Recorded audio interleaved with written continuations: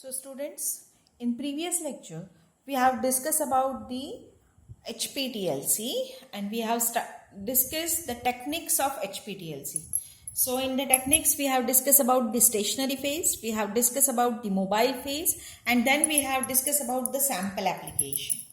Now we are going to discuss the next experimental technique, that is the development of chromatogram. Development of chromatogram. So like thin layer chromatography, in this chromatography, the sample applied plate is introduced in a development chamber.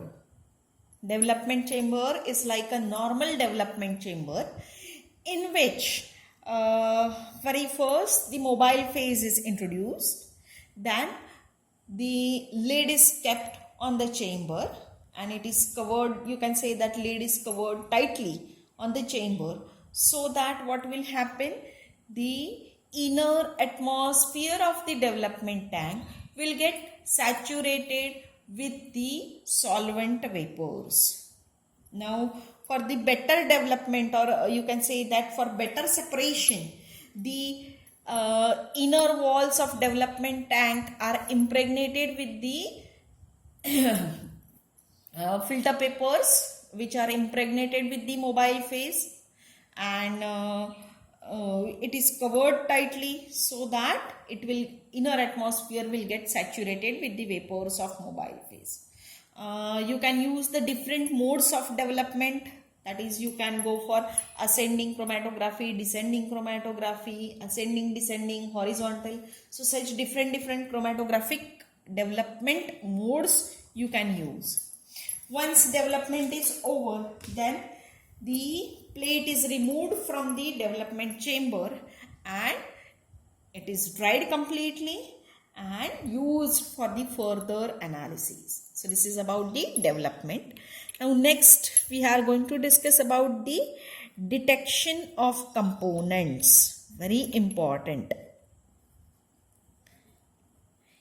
In case of normal TLC, we are going to use the very simple methods, like the separated components are detected by using normal methods, like by using color, by using the refractive index method, that is the distance traveled by the solute and distance traveled by the solvent is measured, and by using that refractive index we are going to identify the component. So these are the very simple methods used in thin layer chromatography.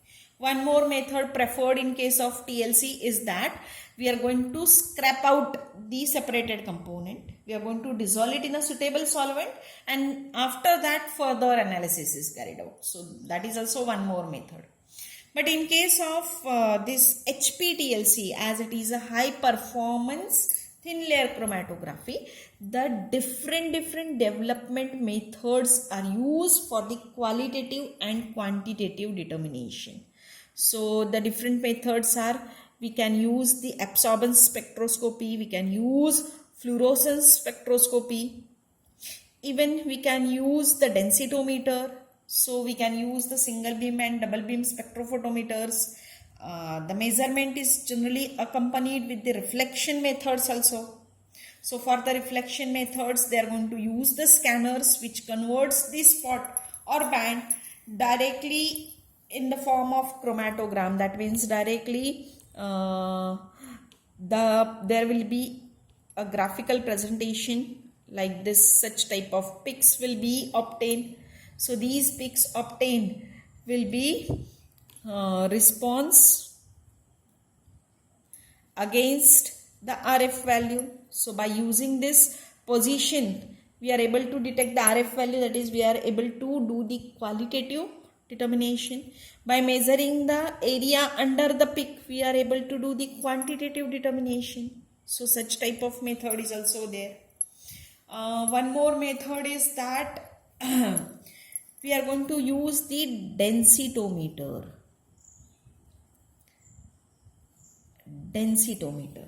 Okay, so densitometer is also commonly used method in which the samples are detected by their colors, especially suppose dark colored sample or dark colored spots are there, then that spots are detected by using this densitometer, and directly it will gives you the measurement, quantitative measurement. Okay. One more is that the layer is also chemically, that means adsorbent layer is chemically modified, and then bathochromic and hypsochromic shift are measured. So that is also one more method. So such we can say that improved methods are used for the detection of component, and due to these improved methods, this HPTLC is different from your normal chromatographic method. So these are, you can say that some points by which we are able to differentiate between the normal TLC method and your high performance thin layer chromatography. So this is all about the experimental techniques. Now we are going to discuss the comparison of thin layer chromatography and high performance thin layer chromatography. So as already I have told you that HPTLC is better technique than the TLC. So why it is better and in which aspects it is better, that we are going to discuss. So I have made over here 3 columns. One is for characteristic, second is for thin layer chromatography, and third one is for HPTLC. So very first is particle size in micrometer. So particle size for thin layer chromatography is 10 to 20 micrometer, while for HPTLC it is 4 to 6. That is, the stationary phase is finely powdered, or you can say that solid adsorbent is finely powdered in case of HPTLC. Next point is pore size in Armstrong unit. For TLC it is 60. For HPTLC it is also 60. Next point is layer thickness in micrometer. So for TLC, the layer thickness is near about double than that of HPTLC. For TLC it is 200 to 250, while for HPTLC it is 100 to 200. Generally 100 micrometer layer is preferred. Next point is sample volume in microliters. So for TLC 1 to 10 microliter sample volume is needed. For HPTLC it is 0.1 to 2 microliter is needed. Next point is spot size in mm. So spot size for TLC is 3 to 6. For HPTLC it is 1 to 2 mm. So such a small sample you have to mount. Then number of samples per plate. In case of TLC, just 15 to 20 samples you are able to mount, while in case of HPTLC you are able to mount 40 or more than that samples at a time on the plate. So you can consider that this such a big advantage is there for the HPTLC. Next point is development distance in mm. So development distance in case of TLC is 100 to 150 mm. That is minimum 10 centimeter or 15 centimeter. You can say that adsorbent layer is needed. While for the HPTLC the distance is near about half, that is 50 to 70 only. Next point is detection limit in milligram for absorbance. So it is 5 to 100. For HPTLC it is 0.5 to 5. And for fluorescence detection limit is for TLC it is 0.1 to 1, while for HPTLC it is 0.01 to 0.1. So these are the comparison point in between TLC and HPTLC. So you will come to know that the TLC as compared to TLC, HPTLC is more better technique. Now we are going to discuss about the advantages of this HPTLC.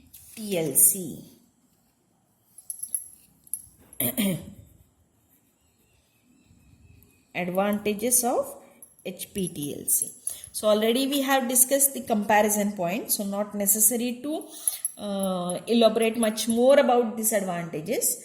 So by using this HPTLC method, it's a quantitative method and it has limit of detection values which are comparable to HPLC.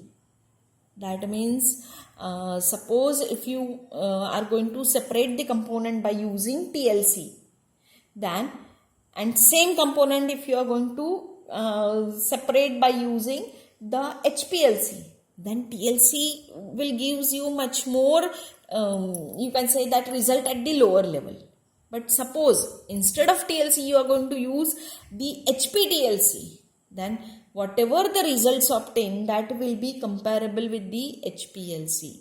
So such a very nice technique is this. Second advantage is that this method is useful for the determination of large number of components of the sample. So just in comparison point, we have discussed that number of samples plotted in TLC is 15 to 20, while for HPTLC we can plot at a time more than 40 samples. This technique can be used in pharmaceutical field with all requirements like method validation being possible for the method. As compared to HPLC, especially this technique is compared with HPLC. So as compared to HPLC, this technique is less expensive because HPLC is too costly technique, which we have discussed in our previous lectures. So as compared to HPLC, this is less expensive technique. Now we'll discuss some limitations of HPTLC. That means though it has some advantages, it has also some limitations. This HPTLC method is expensive as compared to TLC. So when you are going to compare TLC, HPLC and HPTLC, then HPTLC is expensive than TLC but less expensive than HPLC. Second limitation is that this method is more tedious than TLC. So what will happen? Whatever the time required, maintenance and everything, that is much more in case of TLC. Then HPTLC is not quick as that of TLC. It is not simple as that of TLC and even not easy to carry out as that of TLC. So as compared to TLC, it is expensive, it is not quick, it is not simple and not easy to carry out. One more thing, this method is being quantitative, requires more stringent conditions as compared to TLC.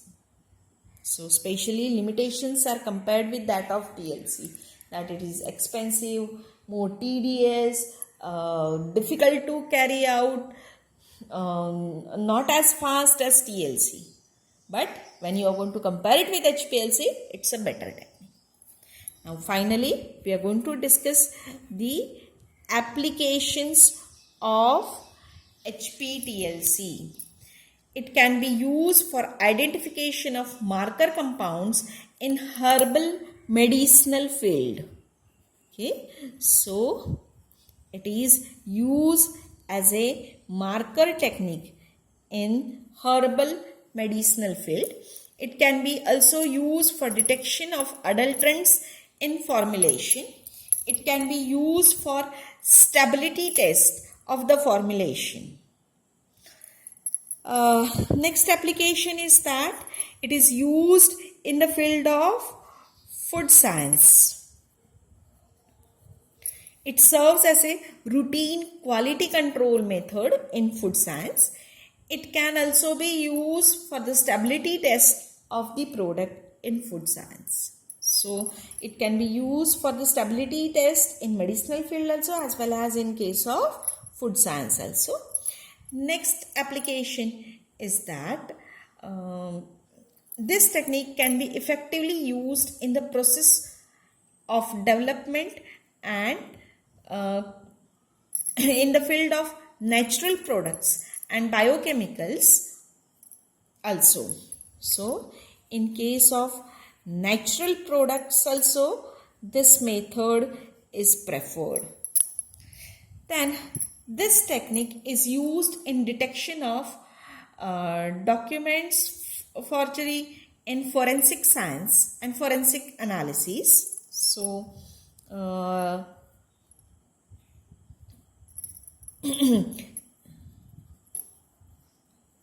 like HPLC.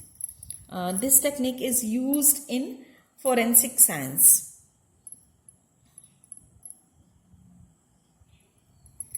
Forensic sciences. It can be used as a reliable and accurate method for determination of banned material in the forensic lab. So, especially whenever we are going to do the detections related to forensic science, always we have to prefer the HPLC. But HPLC is too costly technique. So, comparable to HPLC, will get the similar results by using this HPTLC technique, which is much more less expensive than that of HPLC. So, especially we can use there also. In case of pharmaceutical analysis,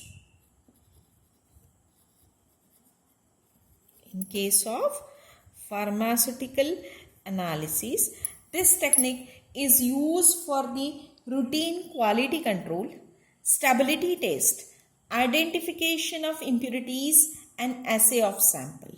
So for pharmaceutical analysis like HPLC, this is a workhorse.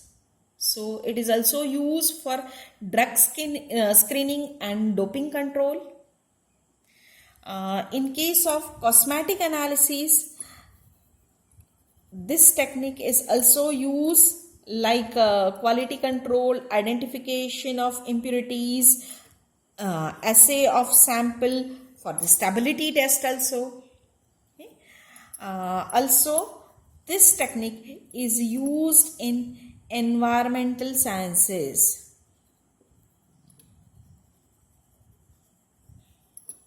Or environmental analysis for the detection of you can say that pollutants in soil, in water.